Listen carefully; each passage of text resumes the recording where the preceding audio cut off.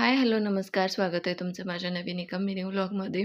आज आपण झटपट उन्हाळा स्पेशल अशी लस्सी बनवतोय आणि लस्सी पिण्याचे फायदेसुद्धा खूप छान खूप भरपूर आहेत.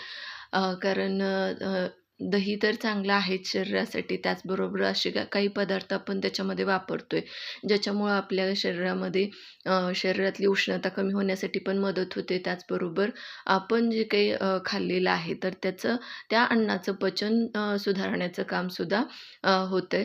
तर क्विक अशी याची रेसिपी आज मी तुमच्यासोबत शेअर करते या ठिकाणी अगदी कमी साहित्यामध्ये ही लस्सी बनवून तयार होते. तर एक मोठी वाटी असं भरून मी इथं दही घेतलेलं आहे. आता हे घरात तयार केलेलं दही आहे. थोडंसं पातळ झालेलं आहे. त्याच्यामध्ये हे मी आपली जी खडीसाखर असते ना, तर ती खडीसाखर घालते. याच्याऐवजी तुम्ही गूळ घालू शकता किंवा साखरेचा वापर केला तरीसुद्धा चालेल. त्यानंतर अर्धा इंच इतकं आलं घातलेलं आहे. त्याचबरोबर 7-8 आपल्याला पुदिन्याची पानंसुद्धा घालायची आहेत, ज्याच्यामुळं याला सुगंध किंवा चव छान येईलच, पण त्याचबरोबर शरीराला थंडावा देण्याचं कामसुद्धा पुदिना करतं, म्हणून पुदिना ॲड केलेला आहे. तुम्हीसुद्धा हा पुदिना नक्की ॲड करा, खूप छान होती चव. त्यानंतर अर्धा चमचा बडीशोपसुद्धा वापरलेली आहे. आता हे मिक्सरमधून छान आपल्याला बारीक करून घ्यायचं आहे आणि बघू शकता किती छान क्रीमी अशी कन्सिस्टन्सी याला आलेली आहे. खूप सोपी रेसिपी आहे अगदी म्हणजे 5 मिनिटसुद्धा लागत नाहीत बनवायला.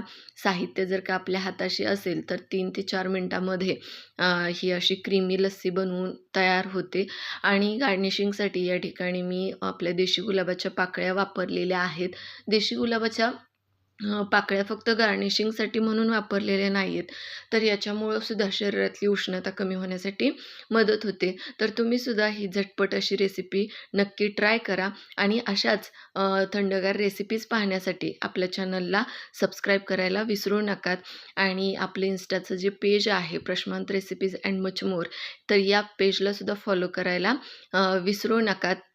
आणि माझ्या या क्विक रेसिपीज तुम्हाला कशा वाटतात ते सुद्धा मला कमेंट बॉक्समध्ये सांगायला विसरू नका. तर ही रेसिपी चला लवकर पटपट अशी तुम्ही पण बनवा. नंतर भेटूयात. चलो बाय.